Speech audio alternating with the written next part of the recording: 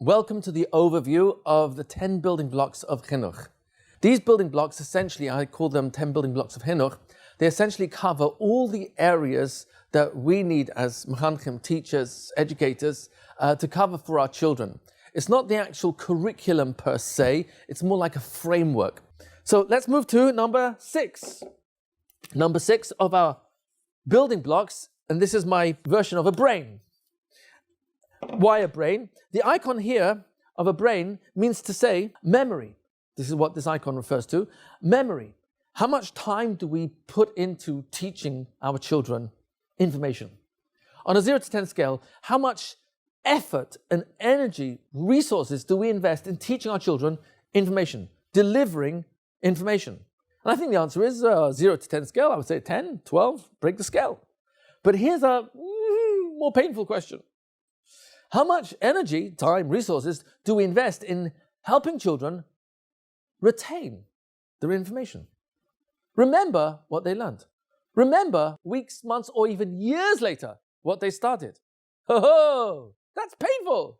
1 second. If I don't teach my kids, my students, ways to remember what they learn, what am I planning for? Not with intent, but what am I planning for? I'm planning for them to forget. So, does the Torah have anything to say about memory? So when you see the video on the teacher training for memory, we're going to see, yes, the Torah has a lot to say on this subject, especially when you consider the following. Before printing, early 1500s, how educated was a person? How educated? How did you measure their education? And the answer was, according to their memory. Whatever they remembered, that's as well educated as they were. Oh, so they were so reliant on recall, retention of what they'd learned, because that's the only definition of how much they knew, how educated they were.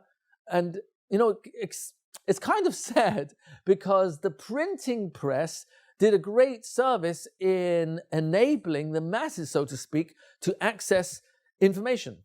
It also gave the ability for expression of creative thinking through writing, which could then be disseminated to much broader audiences through the printing press. But simultaneously, with every single technology that enables information to be stored outside of my mind, with each innovation of technology that enables information to be stored outside of my mind, guess what's happening to the muscles of my mind? You got it. Slowing down, getting lazy. You see, why was the Torah Sheba'al Peh never meant to be written down? The Torah Sheba'al Peh is vastly broader than the Torah Shebechtav. In fact, if you think about it, why was it that the Torah Sheba'al Peh in Plan A was never meant to be written? The Torah Sheba'al Peh, the oral law, was never meant to be written down. We only had the Oiraisa of the Chumash, and that was it. Later on, we had Nach as well, but the Torah Sheba'al Peh, Mishnayos, Gemara was never meant to be written. Why not? Oh, because you were going to retain it over here. How? Well, that would require you to have very close proximity with real teachers, Talmidei Hachamim. Talmidei, students of real Hachamim. Oh, so Talmid Hacham is saying more about the Hacham that the student learned from, who is he, what did he learn, where did he get his information, than it is saying about the student. So when you say someone is a Talmid Hacham, what you're really bringing focus to is, where did he get his information? Who did he learn by? Who was he mishamish? Who did he have the experience of learning from, that you can rely on how he's presenting the Masorah? Oh, so the Torah Sheba'al Peh was never meant to be written down.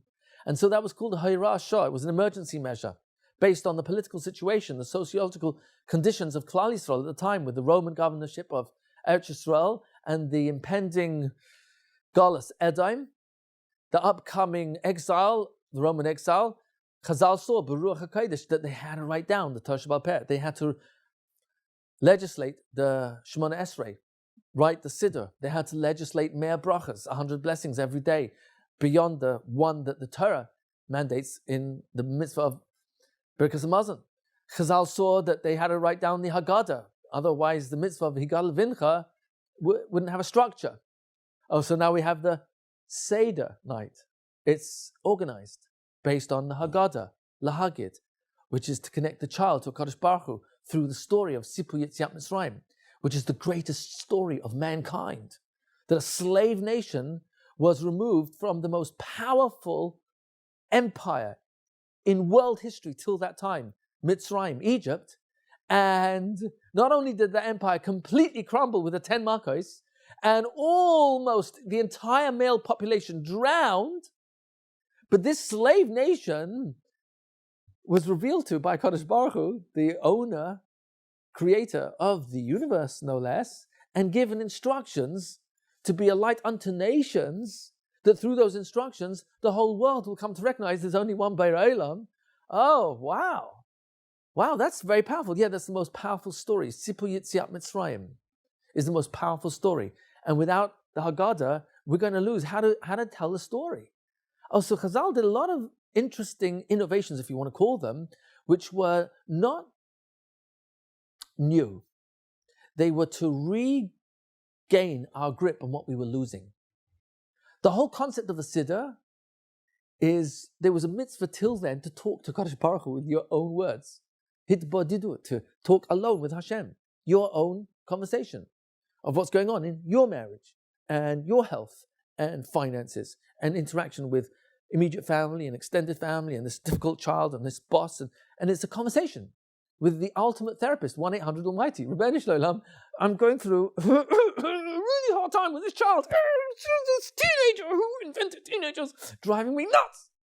Oh, and we talk directly with the Kodesh Baruch Hu. But Chazal saw that we're about to go into the worst galus, the worst exile of all, where the almost only agenda will be survival. And therefore they said, you know what, if we don't put this all down in writing and give it as a script for us to pray from 3 times a day, we're going to forget the discipline of talking to HaKadosh Baruch Hu. The Siddur was not a replacement for the original Tefillah, Has v'Shalom. It was meant to be a platform to regain the original intent. Shmona Esrei is the pinnacle, the zenith, the spitz of all the prepared parts of davening. Korbanos, Pesukei Zimra, because Krit, Shema, Shema is all preparation for Shmona Esrei. And what Shmona Esrei? Well, first 3 blessings is all praise. Middle 13, bakashas. Oh, you have a real relationship with Hashem in those 13. Last 3, we're grateful. Thank you, Hashem. But the middle 13, that's where we have a relationship. So the entire davening is preparation for a relationship with Kadosh Baruch Hu. So it's not a whole new, different way of communicating with HaKadosh Baruch Hu. It was to retain the old way and not lose the original intent. And the same with the Haggadah, and the same with the Torah Sheba'al Peh. It was written in such a way that you're forced to think, use your mind. So far from actually not using your mind, the Torah Sheba'al Peh was written in such a way you can't understand the Mishnah unless you ask questions to pull out the missing information. Oh, so what we're bringing out over here is memory. We have to give our children ways to remember, because Chazal were very sensitive to this. So sensitive that the Gemara in Eruvin, Daf Nun Gimel, and going on to Nun Daled, tells us, Eina Torah nignas ela b'simanim. The Torah can only be acquired with simanim. What are simanim? They're trigger words. How do you do that? Well, we're going to learn that obviously when we cover this in more detail. But yeah, I have to have ways of helping children not just learn, but number 2, organize their learning. And then number 3, after organizing their learning, identify simanim, key words, that would be a siman that triggers off the rest of the information that those key words represent. So that by helping children remember what they learn, they'll have a different relationship with the learning. It's not just mastery of more information. That's just a fraction of a bonus of the real purpose of retention. The real purpose of retention is so that I know what to do to be Mekayim Ratzon HaBeireh, how to be a frum Jew. Haraya, how do we know? Well, why is in the halachas in the pasuk of Tzitzit, Uri'isem Oisai, you shall look at the tchelis and uzchartem et kol mitzvosai. How much is kol? 95%? 97? 98? 99? Oh, it's 100. The kol is 100%. I want you to remember all my mitzvahs. Whoa! you can only remember something you've learned. Oh, so you've got to know all Tarek mitzvahs. Leman tizkuru, in order that you shall remember all my mitzvahs. Why? Oh, in order to do them. V'asisimoisam. Oh, so I got to know what they are, remember what they are, and then I can do them. Oh, so the real piece here is retention is for the sake of not just memory. That's a small bonus. The real bonus is I know how to be a from Yid. Oh, and what else? You have a relationship with the learning. Your love for learning increases when you know you've got a way to remember it. Because otherwise, it's almost injecting yush. It's almost injecting a sense of, I'm going to forget this anyway. Why am I doing this? And sometimes, Chas v'shalom, that can eat a person up over many years, where they've spent so many years or decades learning and don't remember a fraction of what they've learned. Now, that's not taking away, Chas v'shalom, the schar of the limud or the schar of the iyun over all those years. But we have a mitzvah to remember. How do you do that? Is it just some people have got better memories than others? Or is it possible, and this is the starting point here, there's no such thing as good or bad memory. There's memories which are trained and memories which are not trained. So that actually anybody can train their memories like a muscle.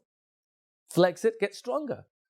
So we're going to focus over here on memory systems, and a lot of them are so much fun, the kids don't even realize they're learning, they're enjoying it so much.